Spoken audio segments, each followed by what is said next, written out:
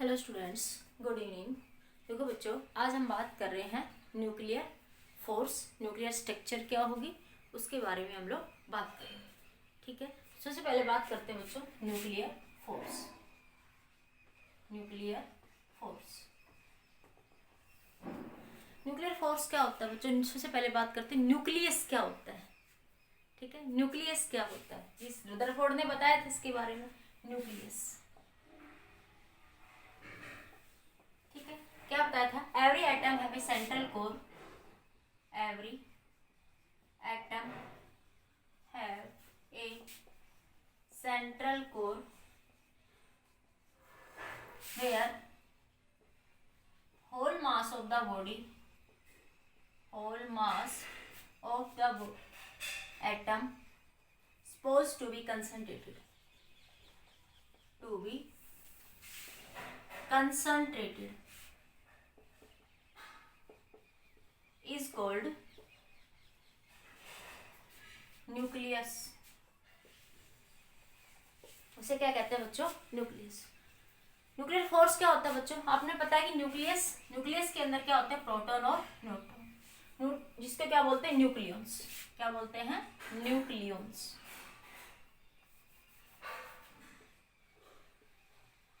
Nucleons, ठीक है। Proton और न्यूट्रॉन को क्या कहते हैं बच्चों? न्यूक्लियंस। न्यूक्लियंस जिस फोर्स से बंधे होते हैं, the force which bind the nucleons in the nucleus is called nuclear force. The force which bind the nucleons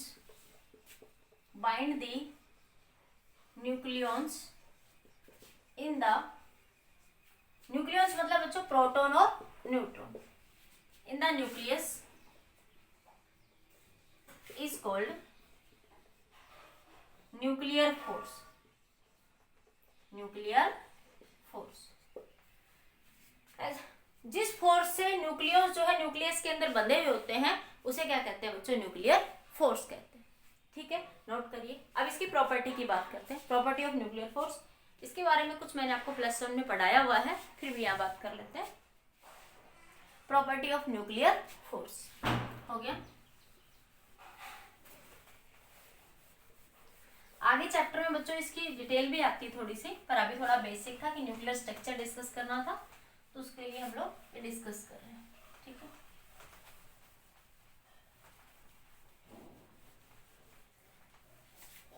अब बात करते हैं बच्चों property of nuclear force.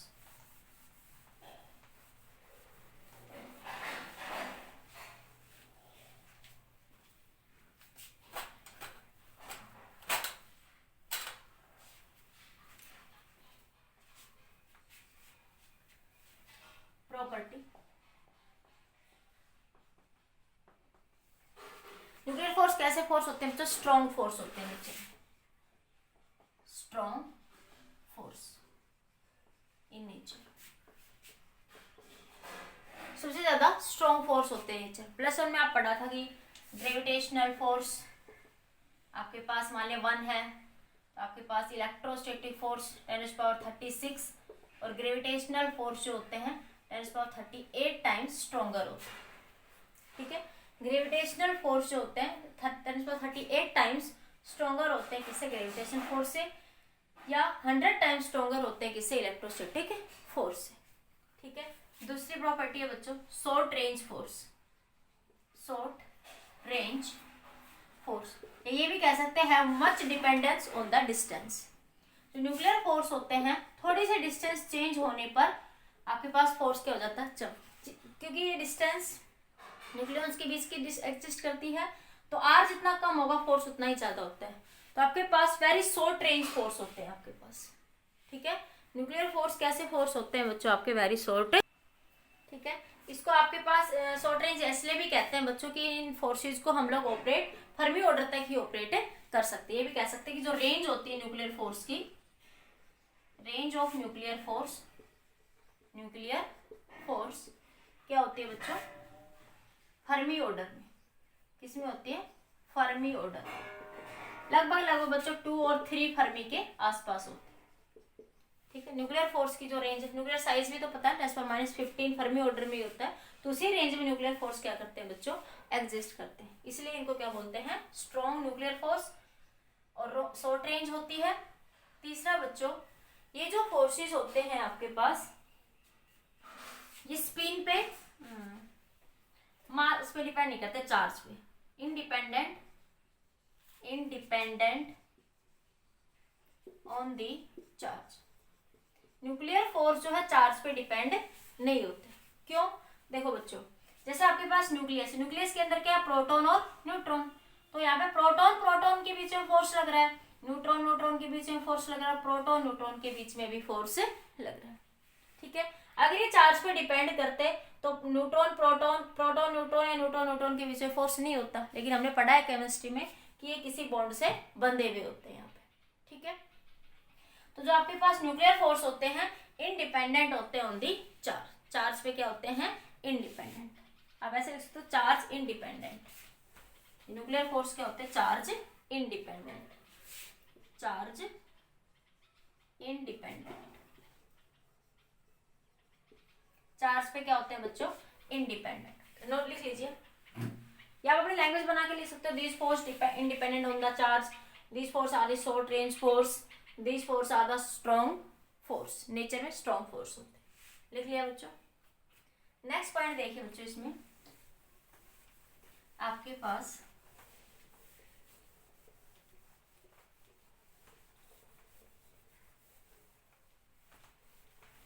Spin पे डिपेंड करते हैं। ये जो फोर्स है वो स्पिन पे डिपेंड करते हैं। Spin dependent force, spin dependent, एक ऐसा, तो this force depends on the spin, this force depends on the spin. ठीक है, ऐसे लिख सकते हो आप लोग, लैंग्वेज लिख लो, spin dependent, spin dependent, these force depend on the spin, depend on the spin। ठीक है, अगर स्पिन पैरेलल है तो फोर्स कैसा होगा, स्ट्रॉन्ग होगा। पैरेलल स्पिन है तो स्पिन फोर्स कैसा होगा, स्ट्रॉन्ग।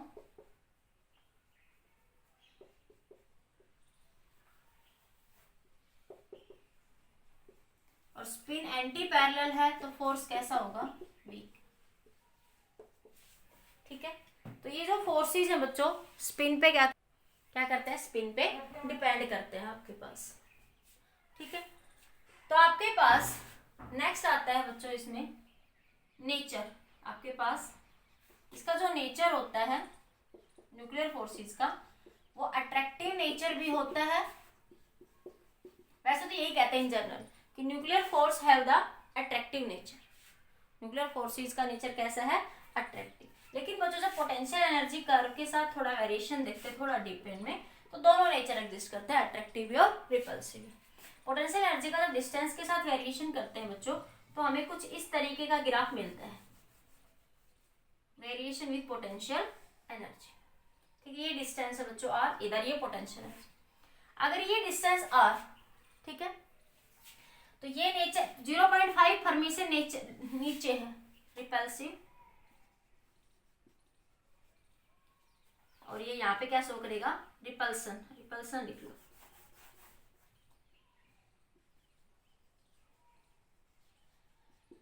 और यहाँ पे शो करेगा बच्चों ये अट्रैक्शन, ये कर्व। ये डिस्टेंस को मैं इस पॉइंट को आर नोट कह देती हूँ।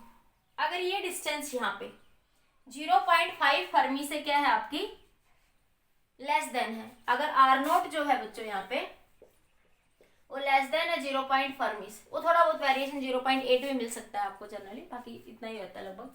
ठीक है, तो देन न्यूक्लियर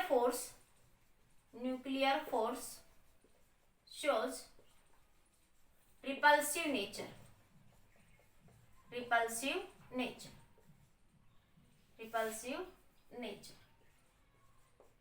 ठीक है, अगर ये आर नोट इससे ज्यादा है, 0.5 फर्मी, या किसी किसी बुक में 0.8 भी लिख देते हैं इससे, तो नेचर कैसा होगा बच्चों, अट्रैक्टिव। तो बोथ नेचर एग्जिस्ट करते हैं। बाकी इन जनरल यही कहते हैं बच्चों कि न्यूक्लियर फोर्सेस की मोस्ट अबोडेंट इसी के अबाउट एग्जिस्ट करते हैं। 0.5 फर्मी से ये डिस्टेंस जो है कम है, मतलब कि जो न्यूक्लियॉन्स के बीच में जो डिस्टेंस है वो 0.5 फर्मी से कम है तो वो रिपल्सिव नेचर शो करते हैं, अगर उससे ज्यादा है तो वो अट्रैक्टिव नेचर को शो करते हैं। ठीक है, नोट करिए इस पॉइंट को।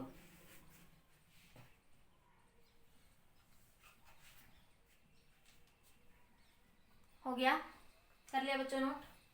नेक्स्ट पॉइंट देखिए, nuclear forces non central force होते हैं। न्यूक्लियर फोर्स कैसे फोर्स होते हैं बच्चों? Non central force.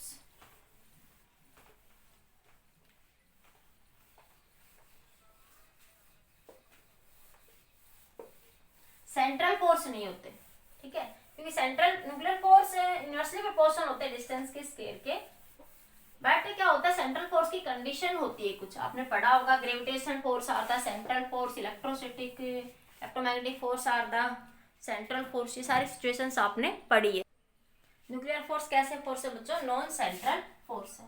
तो जो भी प्रॉपर्टी 6, 7 देख लेना, नॉन सेंट्रल फोर्स।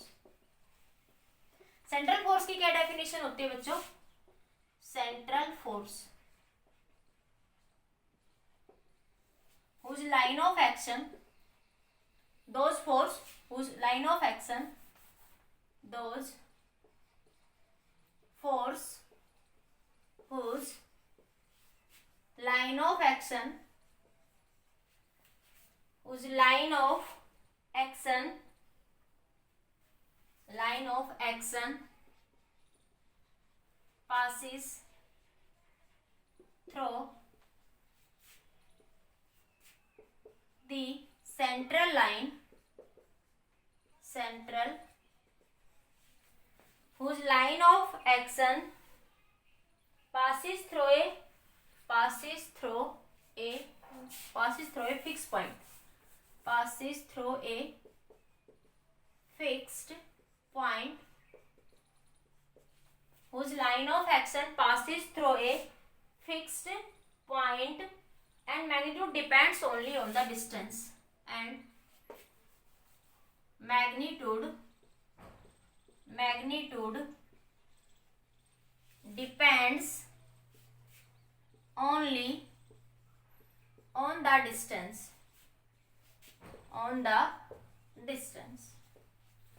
ठीक है। सेंट्रल फोर्स की डेफिनेशन क्या थी बच्चों? Those force whose line of action passes through the fix point, line of action fix point से पास करे, और मैग्नीट्यूड सिर्फ किस पे डिपेंड करे बच्चों? डिस्टेंस पे, ठीक है। बट जो आपके पास इलेक्ट्रोस्टैटिक्स और ग्रेविटेशनल फोर्स है, electrostatic and gravitational force,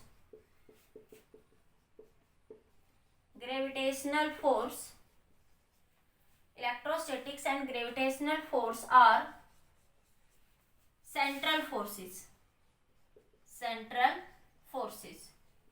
because ये सिर्फ डिस्टेंस पे डिपेंड करते हैं।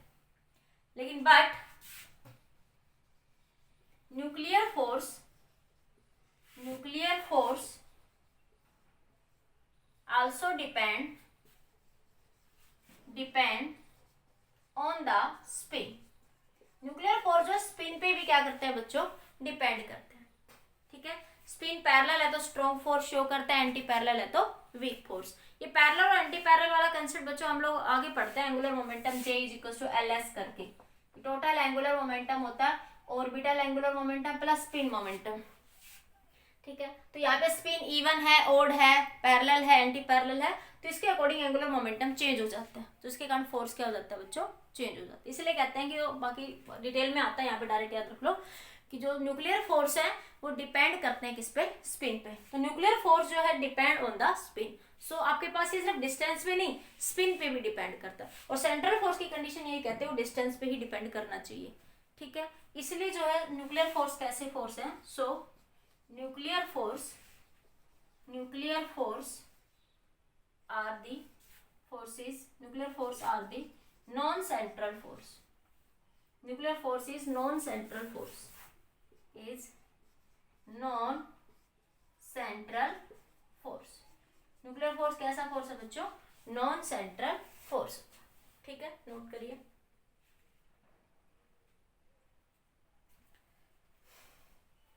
एक बात, एक और प्रॉपर्टी है बच्चों इसकी, सैचुरेशन इफेक्ट। सैचुरेशन इफेक्ट समझ आ गया कि नॉन सेंट्रल क्यों है, क्योंकि स्पिन पे भी डिपेंड करते हैं, ठीक है। और सेंट्रल की कंडीशन के अकॉर्डिंग जो फोर्सेस सिर्फ लाइन ज्वाइनिंग के अलोंग डिस्टेंस पे ही डिपेंड करने चाहिए, ठीक है। जैसे आपके पास सेंट्रल इलेक्ट्रोमैग्नेटिक फोर्स और ग्रेविटेशनल जो फोर्स है बच्चों वो डिपेंड आपके करते हैं, ठीक है। नेक्स्ट आता है बच्चों saturation effect. Saturation effect, saturation effect का मतलब क्या है बच्चों, जो आपके पास न्यूक्लियॉन्स होते हैं सेंटर के ऊपर, उस पे सिर्फ आपका, ठीक है, जो न्यूक्लियस होता है बच्चों उसमें जो न्यूक्लियस है इसके अंदर क्या है, प्रोटॉन और न्यूट्रॉन, ठीक है। तो जो न्यूक्लियॉन है ना अपने नाइबरिंग न्यूक्लियॉन के साथ ही इंटरेक्ट करते हैं। जैसे मैं ये कहूँ, ये आपके पास ये मान ले प्रोटॉन है, ये प्रोटॉन जो इसके नाइबरिंग न्यूक्लियन होंगे, जो भी न्यूक्लियन होंगे, यहाँ पे भी न्यूट्रॉन है, यहाँ पे भी ये न्यूट्रॉन मान लिया, बड़ा सा बना दो, ये प्रोटॉन ये न्यूट्रॉन, ठीक है। अब देखो इसके यहाँ पे क्या होगा, इसके यहाँ भी न्यूक्लियन होंगे, यहाँ भी, यहाँ भी, यहाँ भी, यहाँ भी, यहाँ भी, यहाँ भी, कुछ न्यूक्लियन यहाँ भी होंगे, पूरे न्यूक्लियस के अंदर ही फैले हुए हैं बच्चों न्यूक्लियस। तो ये पूरा न्यूक्लियस ही है, ये पूरा न्यूक्लियस है, अलग अलग मत समझना, ये एक न्यूक्लियस है, ये न्यूक्लियस, इसके अंदर क्या प्रोटॉन और न्यूट्रॉन। तो देखो प्रोटॉन न्यूट्रॉन पूरे न्यूक्लियस में है, तो ये जो आपके पास न्यूक्लियन है ये अपने नाइबरिंग न्यूक्लियन से ही इंटरेक्ट करेंगे। जैसे यहाँ भी न्यूक्लियन होंगे, यहाँ भी न्यूक्लियन होंगे, ठीक है। तो जो आपके पास जो न्यूक्लियन है वो नाइबरिंग न्यूक्लियन से ही इंटरेक्ट, जैसे ये आपके पास ये प्रोटॉन न्यूट्रॉन भूल जाओ, ठीक है। ये आपके पास एक सेंटर पे न्यूक्लियन है, ठीक है, एक को, ये पूरे न्यूक्लियन है सारे, तो ये न्यूक्लियन इनके साथ ही इंटरेक्ट करेंगे अपने नाइबरिंग न्यूक्लियन के साथ। ये इनके साथ कुछ इंटरेक्शन नहीं होगा, जो दूर न्यूक्लियन है उनके साथ कोई भी इंटरेक्शन नहीं होगा। फिर से समझिए, ये न्यूक्लियस है, पूरे न्यूक्लियस में क्या होंगे, प्रोटॉन और न्यूट्रॉन होते हैं, एक छोटे से अमाउंट, तो बड़ा बनाने के लिए आपको समझा रही हूँ। तो ये न्यूक्लियॉन्स बच्चों मान ले इस तरीके से भरे हुए हैं पूरे न्यूक्लियस में, ठीक है। तो आपके पास एक सेंटर में मान ले कोई छोटा सा न्यूक्लियन मान लिया, तो इस न्यूक्लियन पे ऊपर इसके जो नाइबरिंग होंगे ना, इनका ही इफेक्ट होगा। जैसे आपके घर के आसपास जो पड़ोसी हैं, आपके घर के चारों में, आपके ये घर है आपका, इधर एक घर है, इधर एक घर है, पीछे एक घर है, ठीक, इतना ही हो सकता, आगे घर के तो नहीं हो सकता। तो आपके ऊपर जो इम्पैक्ट आएगा वो इस घर का और पीछे वाले घर का। जैसे साइड वाले घर की दीवार में सीलन आ गई तो आपके घर में भी इम्पैक्ट हो सकता है, ठीक है। साइड में बहुत ज्यादा गंदगी पड़ी तो आसपास के इन्वायरमेंट का ही आपके ऊपर इफेक्ट पड़ेगा, ज्यादा दूर है तो आपको इफेक्ट नहीं पड़ेगा। तो सैचुरेशन इफेक्ट यही कहता है जो सेंट्रल न्यूक्लियन है उसके ऊपर, आपके ऊपर जो न्यूक्लियन है उनका नाइबरिंग न्यूक्लियन जो है उन पे ही इफेक्ट होगा, जो दूर न्यूक्लियन है उनके ऊपर कोई भी इफेक्ट नहीं होगा आपके पास। ये जो प्रॉपर्टी है न्यूक्लियस की, ये क्या कहलाएगी आपके पास, सैचुरेशन इफेक्ट। तो आप लिख सकते हो इसके अंदर, nucleon interact with only neighbouring nucleons, nucleon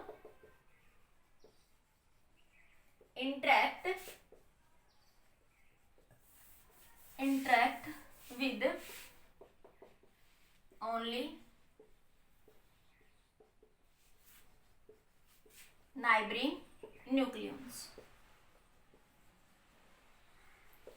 ठीक है। न्यूक्लियंस जो है बच्चों नाइबरिंग न्यूक्लियन के साथ ही क्या करेंगे, इंटरेक्ट करेंगे आपके पास। ये जो इफेक्ट है ये क्या कहलाएगा, सैचुरेशन इफेक्ट कहलाएगा, ठीक है। नोट कर लीजिए बच्चों, कर लिया, हो गया। अब देखिए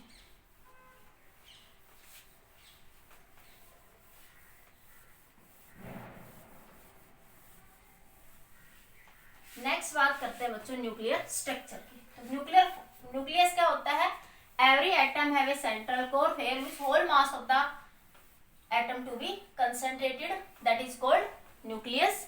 प्रॉपर्टी क्या है, स्ट्रॉन्ग फोर्स होते हैं, शॉर्ट रेंज फोर्स होते हैं, सैचुरेशन इफेक्ट शो करते हैं, चार्ज पे डिपेंड नहीं करते, स्पिन पे डिपेंड करते हैं। नेचर दोनों होता है, अट्रैक्टिव भी और रिपल्सिव भी। अगर इन जनरल पूछे तो आप अट्रैक्टिव, क्योंकि ज्यादा अमाउंट अट्रैक्टिव की होती है, ठीक, अट्रैक्शन की ही होती है आपकी, ठीक है। तो आपके पास है कि अगर वो जो डिस्टेंस है न्यूक्लियंस के बीच की वो 0.5 फर्मी से लेस है तो वो रिपल्सिव नेचर शो करता है, अगर उससे ज्यादा है तो बच्चों वो अट्रैक्टिव नेचर शो करता है।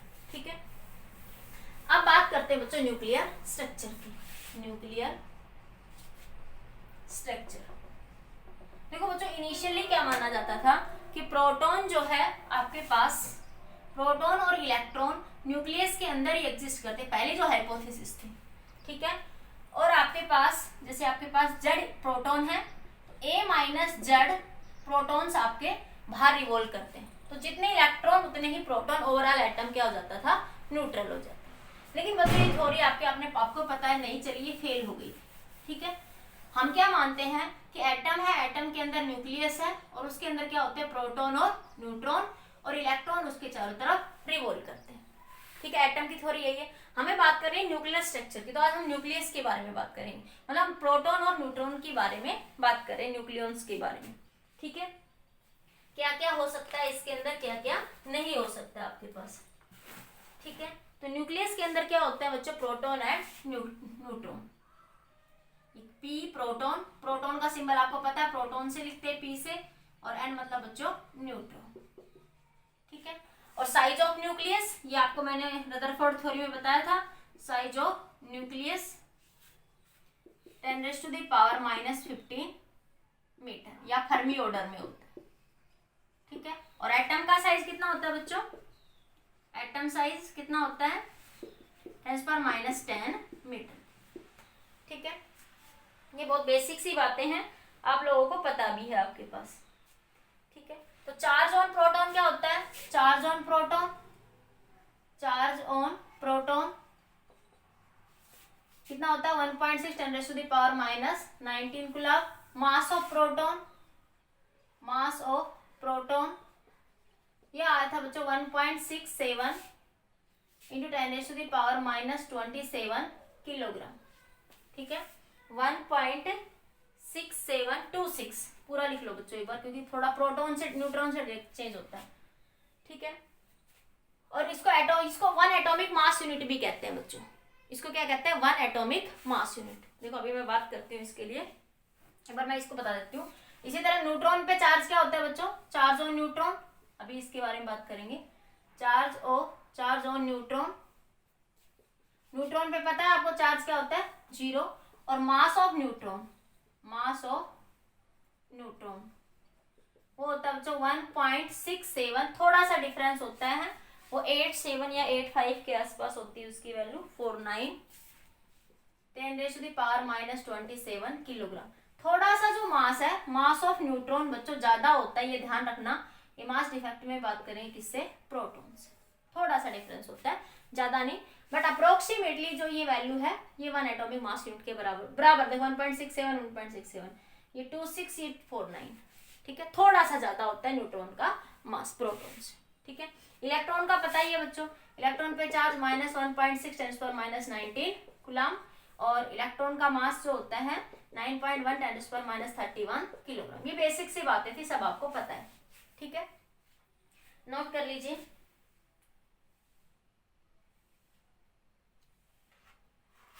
अब बात करते हैं बच्चों इसके अंदर, आपको पता है कि एटॉमिक जो बात करते हैं, atomic number, number of protons, number of neutrons, वो सब देखिए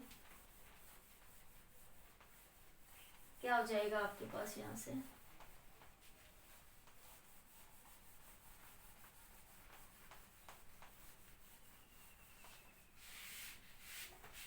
देखो एटम के सिंबल, जैसे कोई भी एक एटम है X, इसको क्या लिखते हैं, Z इंटू ए से।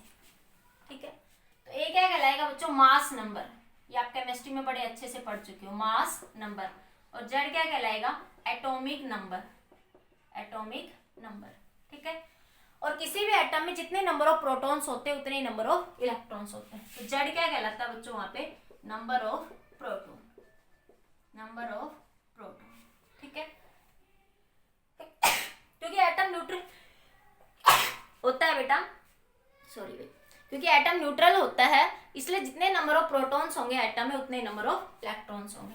तो नंबर ऑफ जेड, अगर मान लिया आपके पास कोई भी एटम ले लूं मैं, जैसे मैंने कह दिया 740, कोई भी एटम है। ठीक है, तो नंबर ऑफ प्रोटॉन कितने हैं इसमें बच्चों, 7, atomic number 7, number of proton भी कितने हो गए 7, ठीक है। और number of neutron, number of electron, और जितने नंबर ऑफ इलेक्ट्रॉन बराबर होते हैं नंबर ऑफ प्रोटॉन, क्योंकि एटम न्यूट्रल होता है, ये बात पहले ही पता चल चुकी थी। तो ये भी कितने होंगे बच्चों आपके पास 7। और neutron, number of neutron, neutron देखने हो तो a माइनस जेड, ए कितना बच्चों यहाँ पे, जैसे मैं इसको लिख लेती हूँ थोड़ी देर के लिए, 13 माइनस 7 कितना हो जाएगा 6, थोड़ा आपको ध्यान रहे बस इसलिए, ठीक है। तो ये a माइनस जेड क्या है, क्या बताएगा नंबर ऑफ न्यूट्रॉन्स, जेड क्या बताएगा मास नंबर ऑफ प्रोटॉन्स या एटॉमिक नंबर, और a क्या बताता है बच्चों मास नंबर। इन सब के बारे में आप डिटेल में केमिस्ट्री में पढ़ते हैं अच्छे से, ठीक है। नोट कर लीजिए, ये बातें बिल्कुल बेसिक सी बातें थी बच्चों। अब एटॉमिक मास को आप निकालते कैसे, या मास ऑफ न्यूक्लियस की बात आप कैसे करते हैं, ठीक है। ए क्या बच्चों मास नंबर, ए क्या होता है यहाँ पे मास नंबर। अब बात करते हैं बच्चों एटॉमिक मास की, एटॉमिक मास की, एटॉमिक मास, ठीक है। एटॉमिक मास किसके बराबर होगा बच्चों, अप्रोक्सीमेटली, क्योंकि इलेक्ट्रॉन का मास बहुत कम होता है तो अप्रोक्सीमेटली मान रही हूं मैं, न्यूक्लियस के, वैसे तो एटॉमिक मास बराबर होता है बच्चों mass of nucleons plus mass of electron, mass of nucleons plus mass of electron, ठीक है। तो आपके पास अब यहाँ पे हम बात करते हैं न्यूक्लियस के मास की, मास ऑफ एटम का मास होगा तो एटम का मास के लिए क्या होता है, जैसे एटम के मास की बात करेंगे तो न्यूक्लियस का मास कितना और इलेक्ट्रॉन का मास कितना है, टोटल मास ऐड करेंगे तभी तो एटम का मास मिलेगा भाई। न्यूक्लियस के मास में इलेक्ट्रॉन के मास को ऐड कर दोगे तभी तो आपके पास पूरे एटम का मास मिलेगा, मास ऑफ द एटम, ठीक है। अब बात करते हैं बच्चों मास of the nucleus, mass of the nucleus, mass of the nucleus, ये किसके बराबर होगा बच्चा, न्यूक्लियस का मास, न्यूक्लियस के अंदर क्या क्या होता है प्रोटॉन और न्यूट्रॉन, तो क्या बात करेंगे number of proton plus number of neutron, ठीक है, इनटू 1 एटॉमिक मास यूनिट। ये अभी मैं बात करूंगी इसके बारे में, थोड़ा सा भी याद रखो, इनटू 1 एटॉमिक मास यूनिट। जैसे आपके पास जो प्रोटॉन का मास होता है ना बच्चों 6726 10⁻⁻27, या न्यूट्रॉन, ये दोनों बराबर ही थे लगभग लगभग, हम अपनी कैलकुलेशन में मान लेंगे कि आपके पास कितना था 4⁻⁻27 किलोग्राम, ठीक है।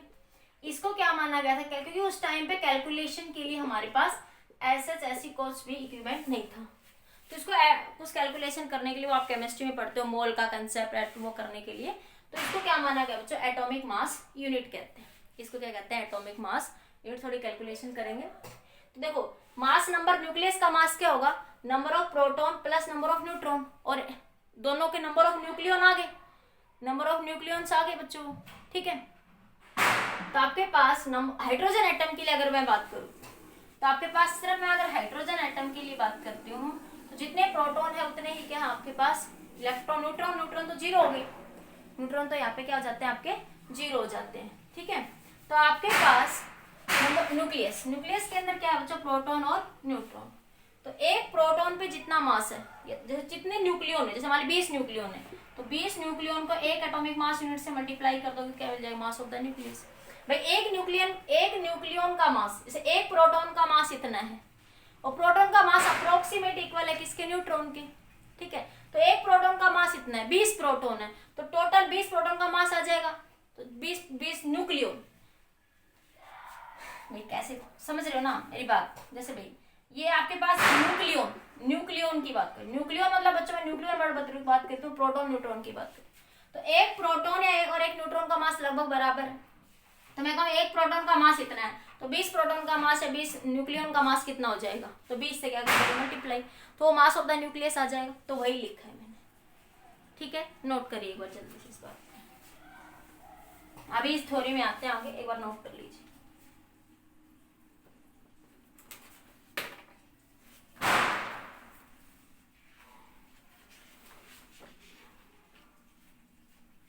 ठीक है, इसको वजह जनरली ये लिख देते हैं mass number A multiply by आपके पास atomic mass unit, atomic mass unit.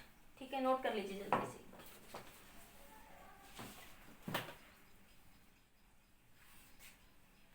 Atom का मास होता है बच्चों न्यूक्लियस प्लस में इलेक्ट्रॉन, एटम के मास की बात करें तो। ठीक है, तो नंबर ऑफ प्रोटॉन और न्यूट्रॉन का मास जो है वो क्या किससे लिख देंगे, मास नंबर ए से। ठीक है,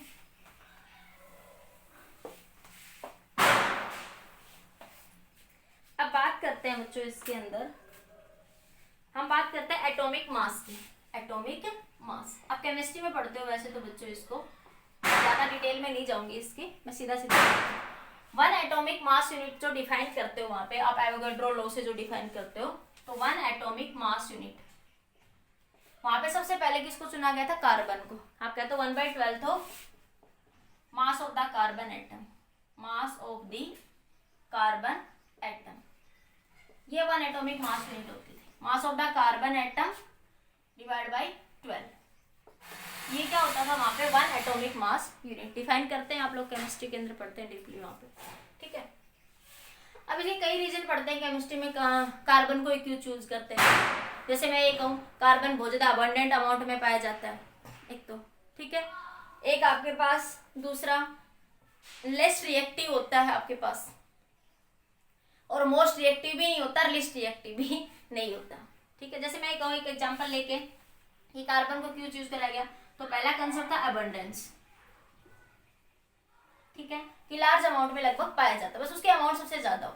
जैसे हम क्लास में किसी मॉनिटर को चुनना चाहिए तो हम क्या मानेंगे कि सारे बच्चे ऐसा मॉनिटर हो जो लगभग बच्चे उसकी बातें मानते हो। ठीक है, तो आपके पास इंटेलिजेंट हो। ठीक है, तो दूसरा हम आप क्या कहें, आपके पास उसके अमाउंट अबंडेंस मतलब सबसे ज्यादा। जैसे मैं क्लास के मॉनिटर की बात करूं, अगर मैं एक ऐसा बच्चा चूज कर लूं जो बिल्कुल शांत रहता है तो क्लास को क्या चुप करेगा। तो उसमें कंडीशन ये थी कि अबंडेंस लिस्ट रिएक्टिव नहीं होना चाहिए, लिस्ट रिएक्टिव नहीं होना चाहिए, लिस्ट और मोस्ट रिएक्टिव भी नहीं होना चाहिए। मोस्ट रिएक्टिव भी बच्चों वो नहीं होना चाहिए। ठीक है, जैसे हम क्लास के किसी बहुत शरारती बच्चे को चूज कर ले तो क्लास को क्या कंट्रोल करेगा, वो खुद ही कंट्रोल में नहीं है। तो हमें एक इस तरह की एक आपके पास आइसोट्रोपिक, मतलब ऐसा ना हो, आइसोट्रोपिक प्रॉपर्टी भी ना हो, आइसोटॉप्स भी ना हो उसके, आइसोटॉप्स मतलब बच्चों ऐसा भी ना हो जिस बच्चों का मॉनिटर सुन रहे हैं उसकी क्लास में बहुत ज्यादा क्या नाम है बहन भाई हो, तो अपने बहन भाई को नहीं कहेगा, पक्षपात हो जाएगा। तो हमें कुछ इस तरह के एक एटम की चूज करना था जो अबंडेंस अमाउंट में हो, जो लिस्ट रिएक्टिव ना हो, जो मोस्ट रिएक्टिव भी ना हो, उसके आइसोटॉप्स भी ज्यादा ना हो। तो वो हमारे पास कार्बन ही था, इसलिए कार्बन को वहां पे क्या करा गया था बच्चों, चूज करा गया। बाकी आप केमिस्ट्री में पढ़ते हैं बड़े अच्छे से। ठीक है, मैं थोड़ा सा ये दे रही हूँ आपको। तो आपके पास बच्चों यहाँ पे हम डायरेक्ट बात करेंगे कि आपके पास कि वन एटॉमिक मास यूनिट क्या होगी, मास of the carbon atom divide by 12। और जो वन एटॉमिक मास यूनिट की वैल्यू जो बच्चों आफ्टर कैलकुलेशन आती है, आप केमिस्ट्री में निकालते हैं बड़े अच्छे से, वो 1.67 इंटू 10⁻⁻27 किलोग्राम। ठीक है, इसको 1U से भी लिखते हैं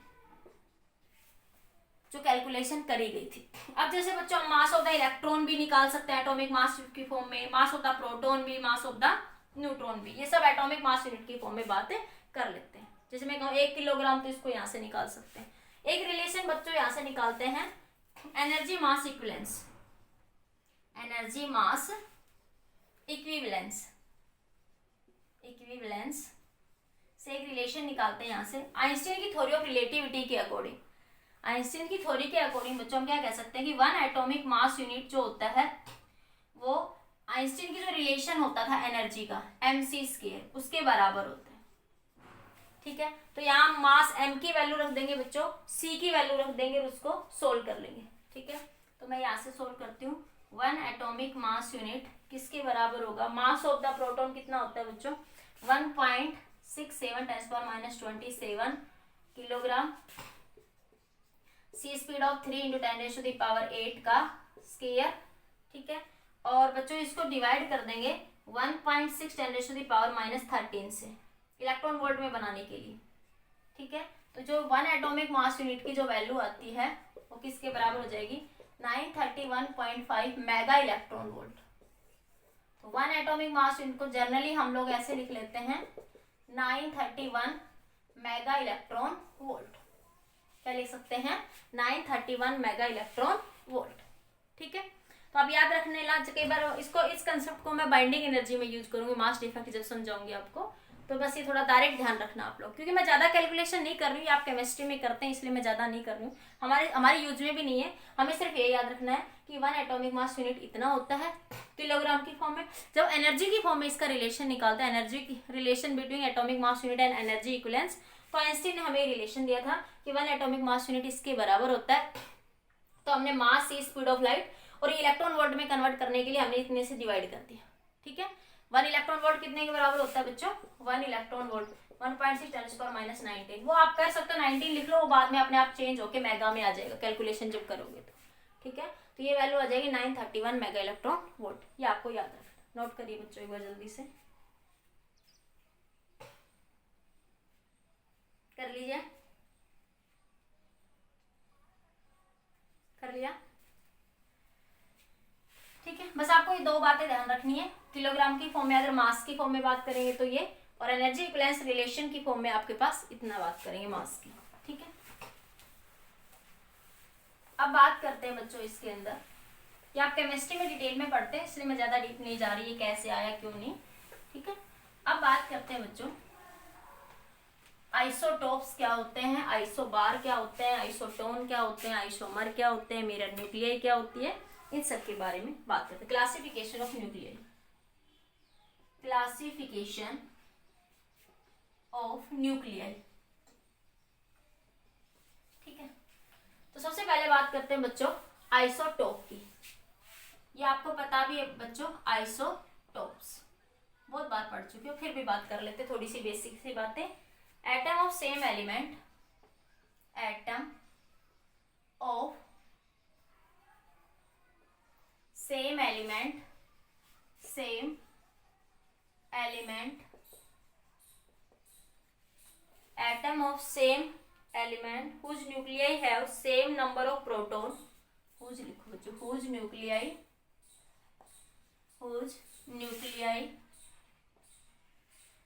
have same number of proton but different number of neutron, but different number of neutron. ठीक है, इसका मतलब क्या है बच्चों, आपको शॉर्ट में ये याद रखना है। आइसोटोप बच्चों ये एटम है, इसको जड़ कहते हैं, इसको ए कहते हैं। जड़ क्या है बच्चों? मास नंबर। ए क्या है आपका? एटॉमिक, ये सॉरी ये एटॉमिक नंबर है, ये क्या है? मास नंबर है आपका। ठीक है, ये आपने पता है। तो आपके पास जिसमें क्या कहें हम लोग, जिसमें क्या रहे, मैं क्या करूँ, आइसोटोप, जिसमें क्या रहे, जेड क्या रहे, सेम रहे, और ए क्या रहे, डिफरेंट। बस ये याद रखो, ये दो वर्ड याद रखो, जिसमें जेड क्या रहे, सेम, और ए क्या रहे, डिफरेंट। मतलब एटॉमिक मास नंबर क्या रहे, सेम, लेकिन atomic mass number atomic number क्या रहे, सेम, लेकिन मास नंबर क्या रहे, डिफरेंट। ठीक है, जेड मतलब एटॉमिक नंबर सेम। ठीक है, और ए मतलब बच्चों मास नंबर जिसको मास ए क्या रहे बच्चों आपका, डिफरेंट। ठीक है, उसे क्या कहते हैं, आइसोटोप्स कहते हैं आप लोग। जैसे आपके पास बच्चों हाइड्रोजन के एग्जिस्ट करते हैं 1H1, सबसे पहला एग्जांपल ये एग्जिस्ट करता है, ये हाइड्रोजन, ड्यूटेरियम, ट्राइटेरियम। ठीक है, हाइड्रोजन, ड्यूटेरियम और ट्राइटेरियम। तो देखो नंबर ऑफ प्रोटॉन इसमें भी एक है, नंबर ऑफ प्रोटॉन इसमें भी एक है, तीनों में नंबर ऑफ प्रोटॉन सेम है बच्चों। ठीक है, न्यूट्रॉन देखो, इसके अंदर न्यूट्रॉन कितने मिलेंगे आपके पास, न्यूट्रॉन इसके अंदर तो है ही नहीं, 0 न्यूट्रॉन है, इसके अंदर 1 न्यूट्रॉन है, इसके अंदर 2 न्यूट्रॉन है। तो ये लिखा मैंने कि atom of same element, hydrogen के एलिमेंट है बच्चों सारे ये। ठीक है, we have same number of proton, proton सब में सेम है लेकिन न्यूट्रॉन क्या है, डिफरेंट। तो देखो यहाँ सब में जेड सब में सेम है लेकिन मास नंबर सबका क्या है यहाँ पे बच्चों, डिफरेंट है। जैसे एक और एग्जांपल है क्लोरीन का, लिख लीजिए क्लोरीन 1735, क्लोरीन आपके पास 1737। ठीक है, देखो प्रोटॉन इसमें कितने, 17, इसमें प्रोटॉन कितने आपके, 17। अब इसको घटा लो, 7 कितना आ जाएगा, ये 15 में से 7 गया से 35 में से 17 जाएगा, 15 में से आ गया 8, तो 8 क्या है न्यूट्रॉन। यहाँ पे न्यूट्रॉन कितने हैं बच्चों, 8 न्यूट्रॉन, और इसमें से 2 और कम कर लो यहाँ से आपके पास, तो ये न्यूट्रॉन कितने आ जाएंगे आपके पास। तो कुछ गलत कर गई क्या, ये 18 आएंगे ना, 15 में से आ गया 8, फिर 2 2 18 न्यूट्रॉन आएंगे बच्चों ये, ठीक है। और 37 में से जाएंगे तो ये 20 न्यूट्रॉन आएंगे, 20 न्यूट्रॉन, ठीक है। तो ये 18 न्यूट्रॉन है। तो न्यूट्रॉन क्या है बच्चों, देखो दोनों ही केस में डिफरेंट है, लेकिन प्रोटॉन दोनों केस में क्या है, सेम। और भी एग्जाम्पल जैसे ऑक्सीजन हो गया, फ्लोरीन हो गया, ये सब आप अलग अलग एग्जाम्पल्स यूज कर सकते हो, क्लोरीन, ठीक है। तो आप बस ये याद रखना, जिसमें जेड सेम रहे और डिफरेंट रहे उसे क्या करते हैं, आइसोटोप। नोट कर लीजिए, हो गया बच्चों। अब बात करते हैं आइसोबार की। आइसोबार, ठीक है। आइसोबार क्या होता है,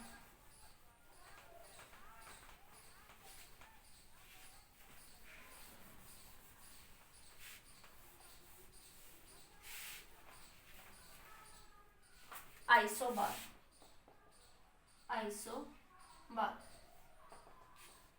आइसोबार क्या होता है बच्चों, जिसमें हम ये कह सकते हैं ये आपके पास कोई भी एटम है जेड इंटू ए, ठीक है, जिसमें ए तो क्या रहे बच्चों आपका सेम, उल्टा हो जाएगा उससे, और जेड क्या रहे आपका डिफरेंट। इन शॉर्ट आप ऐसे याद रखेंगे, ऐसे एलिमेंट्स आइसोटोप एलिमेंट जिसमें आपके पास क्या रहे, मास नंबर तो क्या है सेम, लेकिन आपके पास एटॉमिक नंबर क्या आपका डिफरेंट है। आप इस चीज को आप ऐसे लिख सकते हैं, atom of different element, atom of different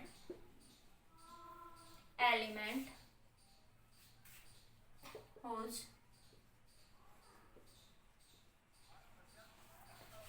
atom of different element whose nuclei have same mass, same number of nucleons, whose nuclei has same number, whose nuclei has same number of nucleon, same number of nucleons but different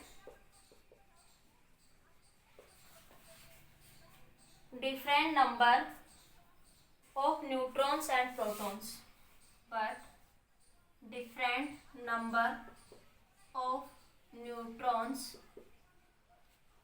and protons, ठीक है। Atom of different element whose nuclei have same number of nucleons but different number of neutrons and protons, मतलब कि nucleons तो same है, total nucleons same है, वहां पे total nucleons बच्चों, टोटल न्यूक्लियंस सेम है, बट नंबर ऑफ न्यूट्रॉन्स और प्रोटॉन्स क्या डिफरेंट है, वो आप आ जाएगा। बाकी आप ये याद रखो मेनली, जिसमें मास नंबर क्या रहे सेम, लेकिन एटॉमिक नंबर क्या रहे बच्चों आपका डिफरेंट रहे आपके पास, ठीक है। जैसे एग्जांपल ले सकते हो, कार्बन 614, कार्बन 714, ठीक है। तो देखो ए क्या है यहाँ पे सेम है बच्चों, ए क्या है सेम है, ठीक है। और नंबर ऑफ प्रोटॉन, इसमें कितने प्रोटॉन है 6, इसमें कितने प्रोटॉन है 7, ठीक है। अब 14 में से 6 गए 8 न्यूट्रॉन, 14 में से 7 गए 7 न्यूट्रॉन, तो देखो 8 है 6 14, तो न्यूक्लियंस टोटल क्या है सेम है, वो लैंग्वेज का डिफरेंट है और कुछ नहीं। बाकी आप ये याद रखो, तो नीचे वाली लैंग्वेज याद रख लो, नहीं आप ये याद रखो बस ऊपर वाला पॉइंट, ठीक है। तो वो जेड डिफरेंट है सब में, ठीक है। मास नंबर क्या है सेम है, तो ऐसे क्या रहेंगे, उसको लैंग्वेज में लिख दिया, whose nuclei have same number of nucleons but different number of protons and neutron. दोनों में प्रोटॉन और न्यूट्रॉन तो डिफरेंट है, लेकिन टोटल न्यूक्लियन यहाँ पे भी कितने हैं बच्चों 14, और यहाँ पे भी टोटल न्यूक्लियन कितने हैं बच्चों आपके 14। मास नंबर क्या है आपका सेम है, ठीक है। कहने का मतलब वही है, नोट कर लीजिए।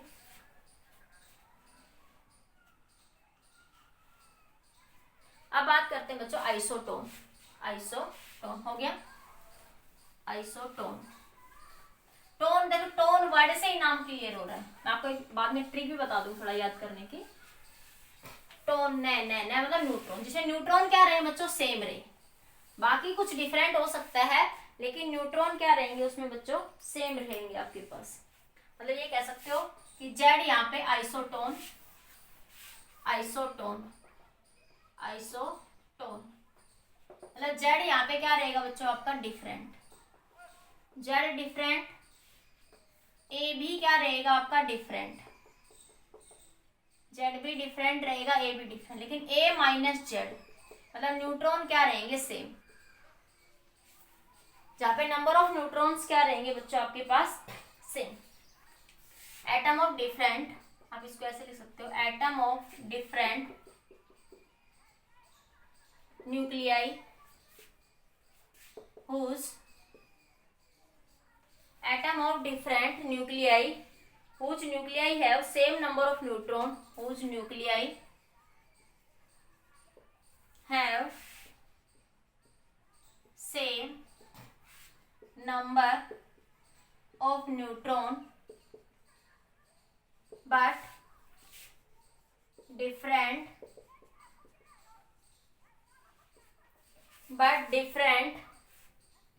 number of neutron and proton, different number of neutron and protons and different number of proton and different number of protons।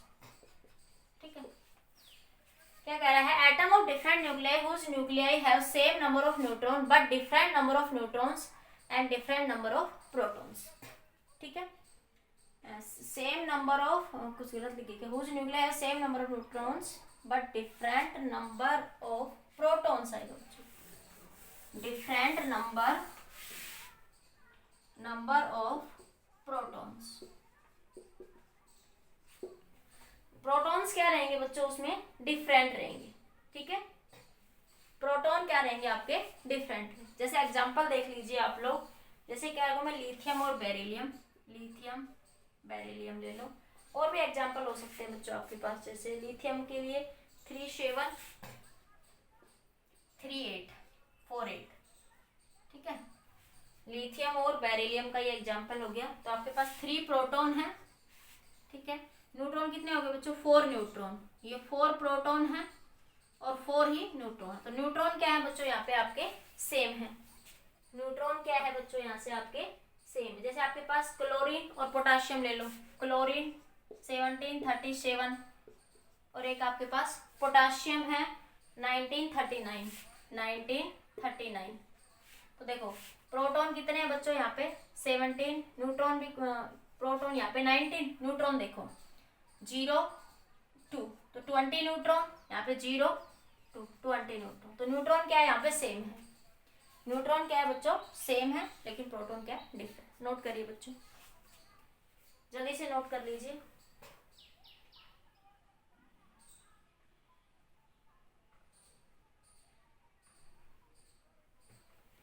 हो गया। एक और आता है बच्चों आइसोमर। हालांकि आप लोगों को ये पॉइंट हो सकता है थोड़ा कम भी समझ आए, पर धीरे धीरे आगे जब न्यूक्लियाई की प्रॉपर्टीज पढ़ते हैं जब समझ आता है। फिर भी मैं एक बार थोड़ा बता देती हूँ। आइसोमर, आइसोमर क्या होता है बच्चों,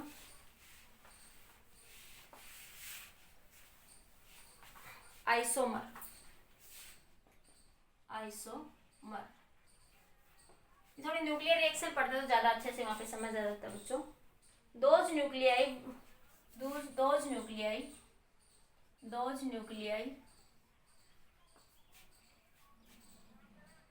whose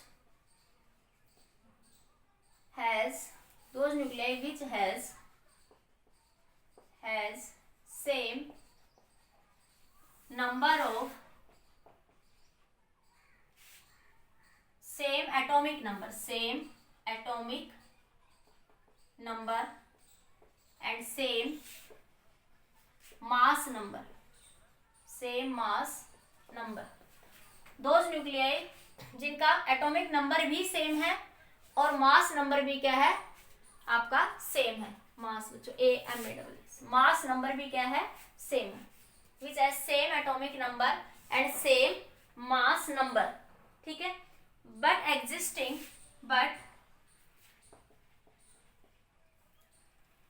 आपके पास भी क्या, बट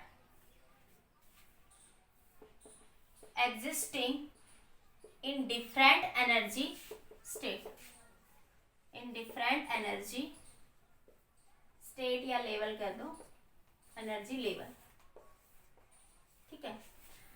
मतलब ऐसी nuclei, those nuclei which has same atomic number and same mass number, ठीक है, but existing in different energy level.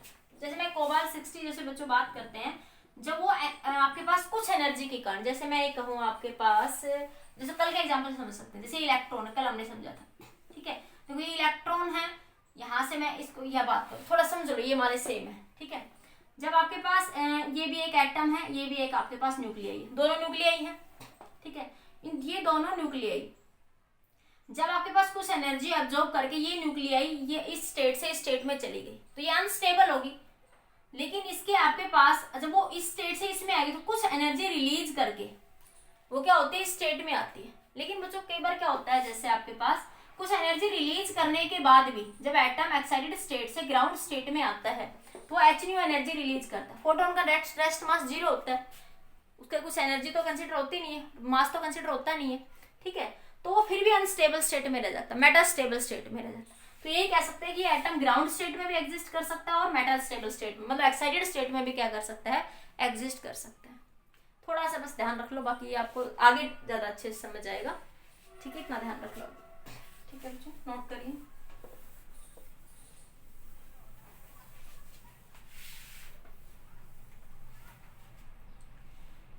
कर लिया। एक होता है बच्चों मिरर न्यूक्लियाई, एक होता है बच्चों इसमें यहाँ पे mirror nuclei, mirror nuclei. Mirror nuclei क्या होता है बच्चों, आपके पास मतलब कि ऐसी न्यूक्लियाई जिसमें प्रोटॉन और न्यूट्रॉन्स एक्सचेंज हो जाते हैं, where nuclei where proton and neutron exchange. या हम ये भी कह सकते हैं बच्चों कि Z1 माइनस Z2 का मोड किसके बराबर होगा, 1 के हमेशा। Z2 माइनस Z1 कहो या Z1 माइनस Z2 कहो, ठीक है, वो किसके बराबर होगा, आपका 1 के बराबर। जैसे मैं कहूँ ये X और Y दो कोई भी दो न्यूक्लियाई है, Z1 into A, Y Z2 into A, ठीक है, A1 इसको A2 कहते हैं। तो इनका डिफरेंस Z1 और Z2 का जो डिफरेंस होगा वो हमेशा 1 के बराबर। तो ऐसी न्यूक्लियाई को क्या कहते हैं, मिरर न्यूक्लियाई। जैसे एग्जांपल देखिए, जैसे आपके पास है लिथियम 3 7 बेरिलियम 4 7, ठीक है, तो मैंने कहा प्रोटॉन और न्यूट्रॉन क्या हो रहे हैं, एक्सचेंज हो रहे हैं न्यूक्लियाई के अंदर। देखिए कैसे, देखिए इसमें प्रोटॉन कितने बच्चों 3, न्यूट्रॉन कितने इसमें 4, ठीक है, इसमें प्रोटॉन 4 है। अब देखो अब यहाँ देखो न्यूट्रॉन, देखो इसमें न्यूट्रॉन कितने आएंगे, 7 माइनस 3 4, इसमें कितने आएंगे बच्चों 7 माइनस 4 3। तो देखो न्यूट्रॉन और प्रोटॉन एक्सचेंज हो रहे हैं ना, इसका न्यूट्रॉन इसके प्रोटॉन के बराबर है और इसका प्रोटॉन इसके न्यूट्रॉन के बराबर। देखो इसका न्यूट्रॉन और प्रोटॉन एक्सचेंज हो रहे हैं, इसके न्यूट्रॉन इसके प्रोटॉन के बराबर है और इसका प्रोटॉन इसके न्यूट्रॉन के बराबर। तो न्यूट्रॉन प्रोटॉन क्या हो रहे हैं बच्चों, एक्सचेंज हो रहे हैं। तो ऐसी न्यूक्लियाई को बोलते हैं मिरर न्यूक्लियाई। यहाँ पे ये कहो 3 minus 4 Z1 minus Z2 minus Z1 का डिफरेंस जब भी 1 आए तो ऐसी न्यूक्लियाई को क्या बोलेंगे, मिरर न्यूक्लियाई, ठीक है, नोट कर लीजिए बच्चों जल्दी से।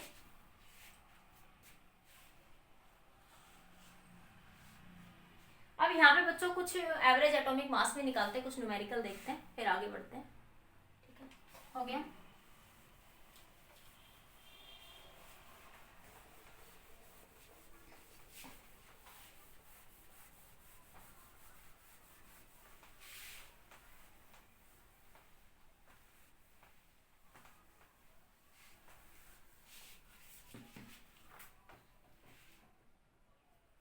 बात करते हैं बच्चों फ्रैक्शनल एटॉमिक मास,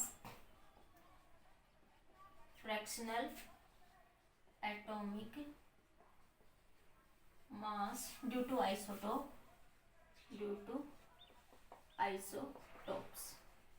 ठीक है। जैसे बच्चों हमें एवरेज एटॉमिक मास जब भी निकालना हो आइसोटोप्स के कारण एटॉमिक मास, ये क्वेश्चन भी बच्चों हमारे एनसीईआरटी के दो, तो कैसे निकालेंगे एवरेज एटॉमिक मास, क्या लिखेंगे, A1 N1 plus A2 N2 A3 N3 as सो, ठीक है। यहाँ पे A1 क्या है बच्चों, atomic mass, atomic mass of first isotope, first isotope, ठीक है। इसी तरह A2 क्या हो जाएगा, atomic mass of second isotope, A3 क्या हो जाएगा, atomic mass of third isotope, ऐसे ऑन चलता जाएगा, ठीक है। N1 क्या बता रहा है बच्चों, N1 बता रहा है fraction of, fraction of, fraction of और परसेंटेज ऑफ, एक ही बात कैसे भी कह दो, फ्रैक्शन ऑफ और percentage of first isotope, percentage of mass of first isotope, first isotope. इसी तरह N2 क्या हो जाएगा बच्चों, फ्रैक्शन ऑफ और percentage of second isotope, as soon. इसी तरह N3 क्या हो जाएगा, फ्रैक्शन और परसेंटेज ऑफ थर्ड आइसोटोप, ठीक है। जैसे मैं एक एग्जांपल से समझाती हूँ, आप ये नोट कर लो, एक बार एग्जांपल से बताती हूँ।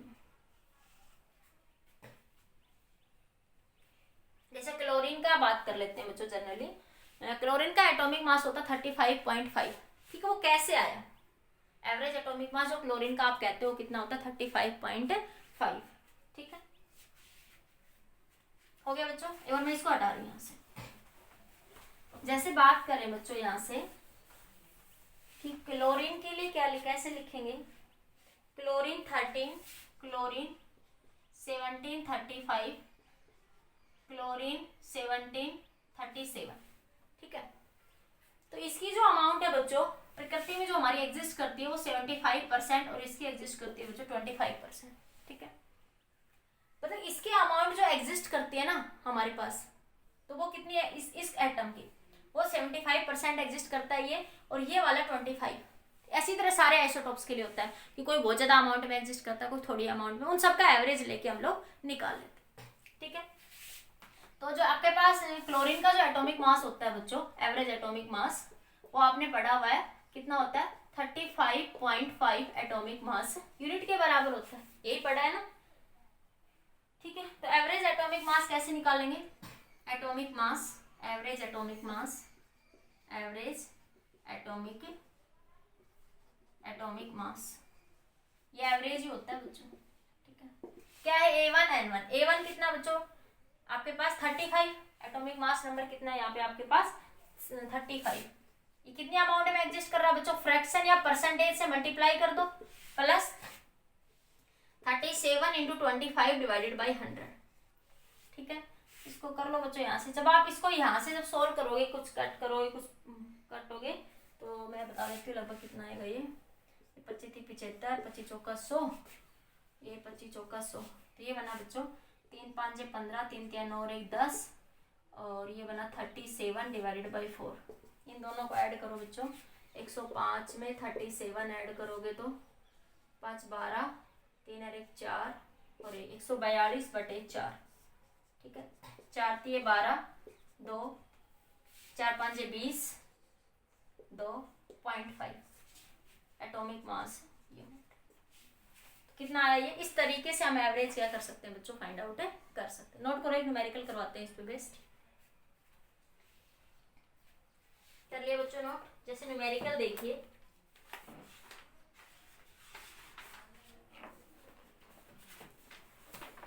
क्वेश्चन में कह रहे हैं आपसे, हटा दो बच्चों ये, नोट कर लिए, इस फॉर्मूले को ध्यान रखना।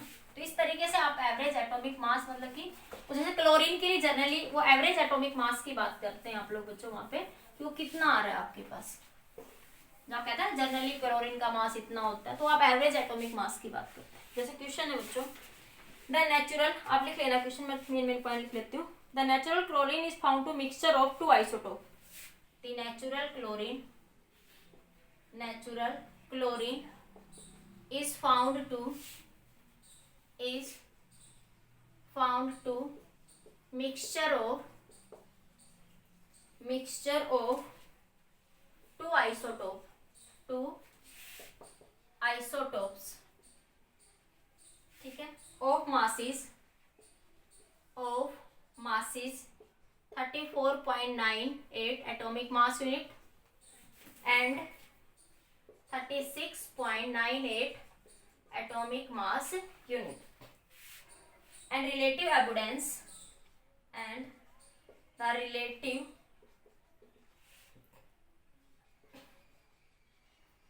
abundance are 75.4 and 24.6%. ठीक है. Find the composite atomic mass of the natural chlorine. Composite mass of the natural chlorine. ठीक है. तो एटॉमिक मास निकालना है बच्चों. एटॉमिक मास कितना हो जाएगा 34.98. इसकी कितनी परसेंटेज है 75.4 डिवाइडेड बाई 100 प्लस ये 36.98 24.6 डिवाइड बाई 100 फ्रैक्शन. इनको 100 एलसीएम लेके इनको सोल्व कर लेंगे बच्चों. तो ये आपके पास आएगा 35.47 एटॉमिक मास यूनिट. नोट करो. फिर एक क्वेश्चन और करवाती हूँ इसी पे बेस्ड. तो इस तरह से आप एवरेज एटॉमिक मास क्या कर सकते हैं बच्चों, कैलकुलेट कर सकते हो. कर लिया नोट सभी ने? हो गया. देखिए बच्चों ये क्वेश्चन है आपका. The natural boron is composed of 2 isotope. ठीक है. नेचुरल बोरोन के 2 आइसोटोप है बच्चों. ठीक है. The 2 isotope have atomic masses this and this. Atomic mass unit और ये एटॉमिक मास, ये इसका मास दे रखा है. ठीक है. Find the relative abundance of each isotope in natural boron. Natural boron के अंदर की कंपोजिशन निकालनी. इस बार उल्टा पूछ लिया, जबकि उसने कह रहा है कि atomic mass of natural boron इतना है. तो आपके पास क्या फॉर्मूला होता है, एवरेज एटॉमिक मास किसके बराबर होता है, A1 N1 A2 N2. ठीक है, यही होता है. तो आपके पास एवरेज एटॉमिक मास इस बार कितना दे दिया 10.81. ठीक है. A1 मास कितना दे रखा है, मान ले बच्चों एक ये बोरोन 5 के लिए देखो, ये बोरोन के 2 आइसोटोप है आपके पास 5 10 और एक है बच्चों 5 11.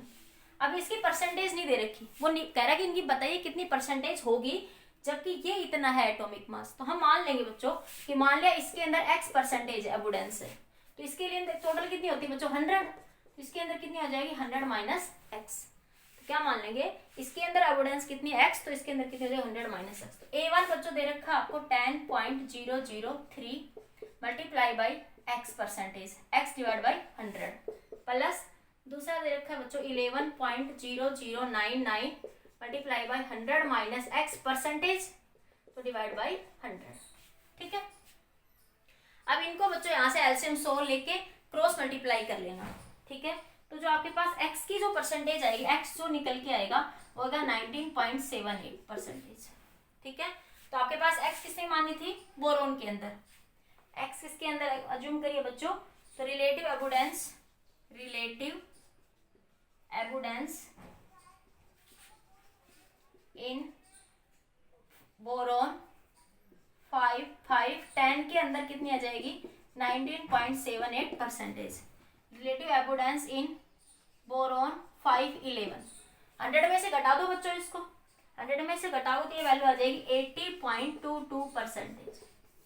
ठीक है. इसको सोल्व कर ले. तो इस तरीके से उल्टा भी पूछ सकता है कि एटॉमिक मास दे दे परसेंटेज पूछ ले, या परसेंटेज दे के एटॉमिक मास पूछ ले, उल्टा भी पूछ सकता है आपसे. ठीक है. इससे बाहर आपके क्वेश्चन नहीं बनते हैं. नोट कर लीजिए जल्दी से. अब बात करते हैं बच्चों न्यूक्लियर साइज की. नोट कर लीजिए जल्दी से. अब हमारा मेन टॉपिक आता है बच्चों न्यूक्लियर साइज, शेप साइज और न्यूक्लियर डेंसिटी. ठीक है. हो गया बच्चों. थोड़ा सा बेटा आज का लेक्चर बड़ा होगा. मेरी वही दिक्कत होती है कि मुझे एक बार में पूरा टॉपिक कंप्लीट करना होता है, कि टॉपिक को मैं हाफ नहीं छोड़ सकती. ठीक है. इसलिए थोड़ा लेक्चर बच्चों बड़ा बनेगा. आप एक बार में ही सारा लेक्चर देखना.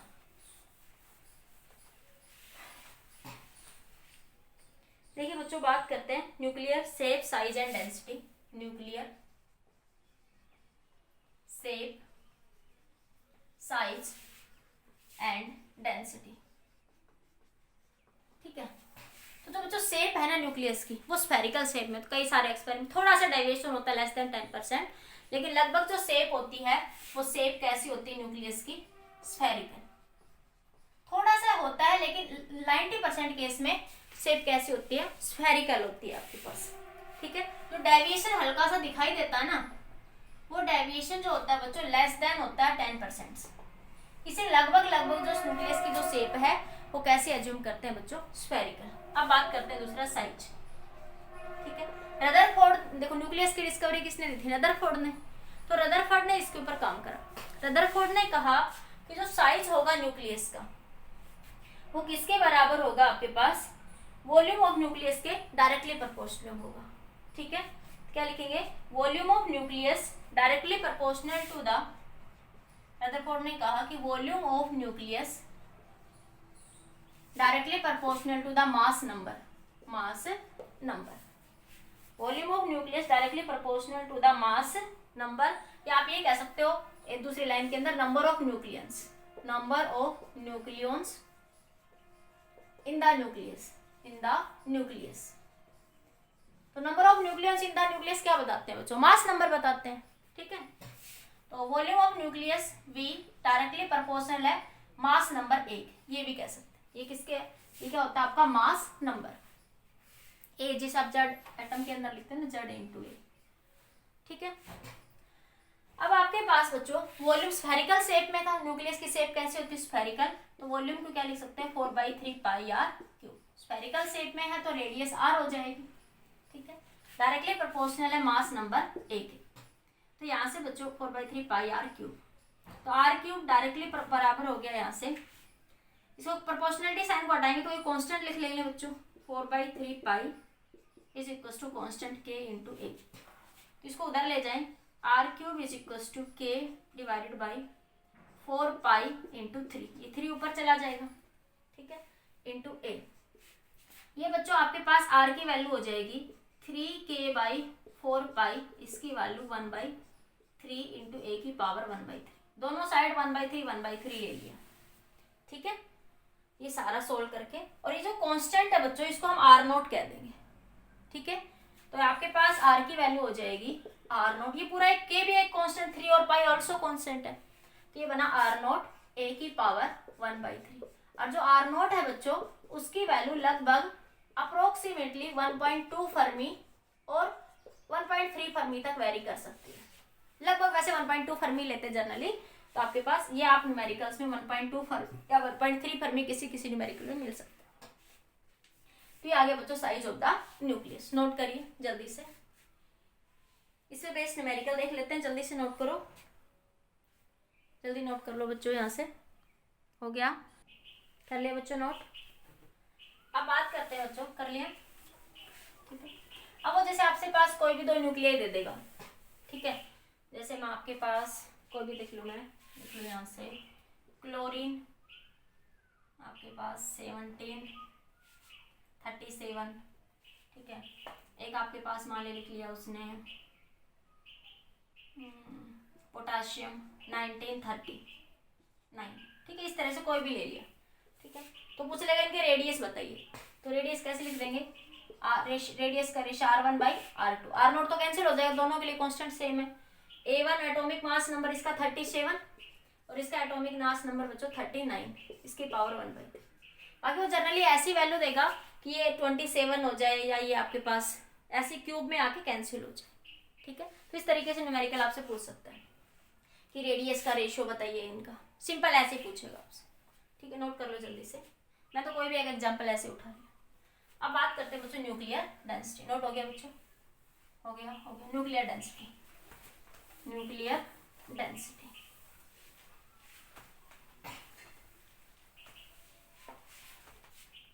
Nuclear density, nuclear density.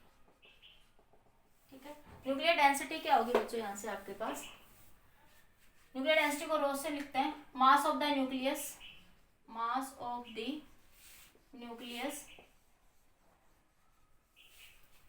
ठीक है, मास of the nucleus divide by volume of nucleus, volume of nucleus. यही होता है ना बच्चों density, mass upon volume. Density का फॉर्मूला यही तो होता है ना। तो मास ऑफ द न्यूक्लियस मैंने क्या बताया था, मास ऑफ द न्यूक्लियस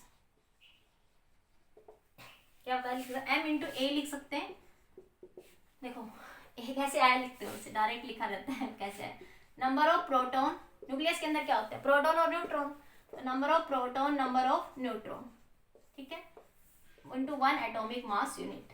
तो इसको हम लिख सकते हैं a into 1 atomic mass unit या m इंटू ए। इसका मतलब बता देते हैं। देखो देखो न्यूक्लियस का मास स्टार्टिंग में बताया था, इसके अंदर क्या बच्चों, प्रोटॉन और न्यूट्रॉन, माने टोटल न्यूक्लियन। देखो न्यूक्लियर वर्ड बोलते हो ना, मतलब टोटल आ गया, प्रोटॉन भी और न्यूट्रॉन भी।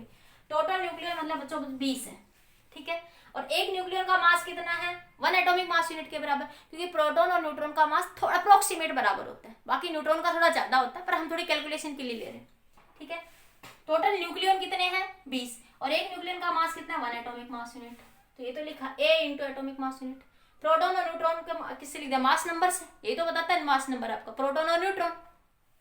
अरे Z इंटू ए, तो ए में क्या होता है आपके पास, टोटल नंबर ऑफ प्रोटॉन और न्यूट्रॉन को ही तो बताता है, जिसको मास नंबर से लिखते हैं, multiply by atomic mass unit. अगर एटम के मास की बात करें तो उसमें इलेक्ट्रॉन भी ऐड हो जाता है, ठीक है। तो आपके पास m इंटू ए, एम क्या बता रहा है आपके पास, mass of 1 nucleon, mass of 1 nucleon या 1 प्रोटॉन या 1 neutron, multiply by mass number, A क्या मास नंबर। तो आपको बुक्स में ऐसे भी लिखा मिल सकता है, ऐसे भी, ये ध्यान रखना, ठीक है। तो वो m क्या, एक मास, एक न्यूक्लियन का mass, divide by total number of, multiply by total number of nucleon, ठीक है। टोटल नंबर ऑफ न्यूक्लियन मतलब बच्चों नंबर ऑफ प्रोटॉन्स प्लस में नंबर ऑफ न्यूट्रॉन्स। तो यहाँ से मैं इसको लिख सकती हूँ rho into A, mass of the nucleus 1 atomic mass unit. 1 atomic mass unit कितना होता है बच्चों, 1.6 × 10⁻27 किलोग्राम, 1.67 1 एटॉमिक मास यूनिट। अभी समझाया था, डायरेक्ट याद रखना बच्चों यहाँ पे 10⁻27 किलोग्राम, ठीक है, डिवाइड बाई वॉल्यूम, ठीक है।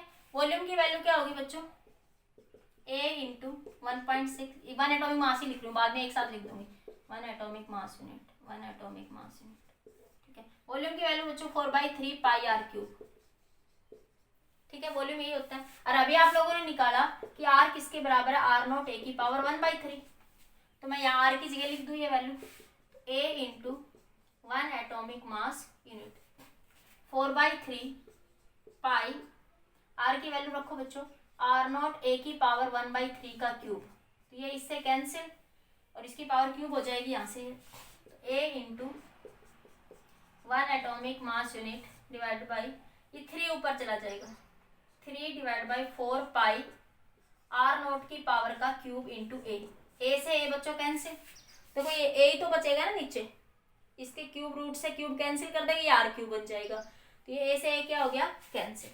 तो रो की वैल्यू क्या आई, 3 into atomic mass unit divided by 4 pi r0 cube. कितना नोट करो, जल्दी से नोट करो, कर लिया नोट, हो गया बच्चों नोट, 1 2 3 नोट कर लिया। अब देखो ऊपर से हटा रही हूँ, तो ये क्या आया बच्चों, यहाँ से आपके पास रो की वैल्यू आ गई 3 into 1 atomic mass unit divided by 4 pi r0 cube, ठीक है।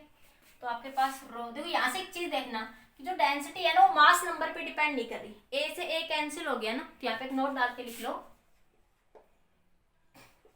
कि density of the nucleus, density of the nucleus does not depend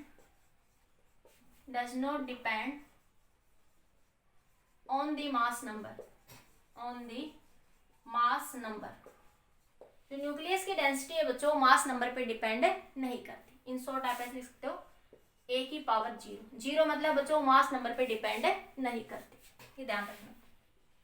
अब 1 atomic mass unit 1.6 and 10⁻27 kilogram, 4 पाई की वैल्यू 3.14, r0 मैंने अभी बताया था लगभग 1.2 फर्मी या 1.3 फर्मी के ऑर्डर में यूज करते हैं, तो 1.2 फर्मी मतलब बच्चों 10⁻15 का क्यूब, ठीक है।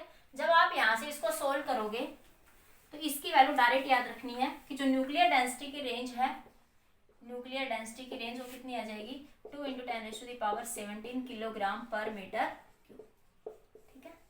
तो न्यूक्लियर की density, such A density is very large density बच्चों। देखो वाटर की डेंसिटी कितनी होती है, density of water, density of water कितना, 10³ किलोग्राम पर मीटर क्यूब, और ये कितनी है 10⁻17। अगर मतलब अर्थ वाटर की डेंसिटी या अर्थ की डेंसिटी आपके पास इतनी हो जाए तो मतलब एक नारनौल जैसे शहर में ही पूरी दुनिया समा जाए। So the density is very large density. ठीक है, दिस इज, ये ऑर्डर याद रखना आप लोगों को। न्यूक्लियर डेंसिटी 2 पॉइंट याद रखने हैं कि न्यूक्लियर की डेंसिटी इस ऑर्डर में लाई करते हैं 10⁻17 के ऑर्डर में। वाटर की डेंसिटी आपको पता ही है, और जो डेंसिटी ऑफ न्यूक्लियस वो मास नंबर पे डिपेंड है नहीं करते। ठीक है बच्चों, आज के लिए इतना ही। नेक्स्ट लेक्चर में बात करेंगे मास डिफेक्ट के बारे में। आज के लिए इतना।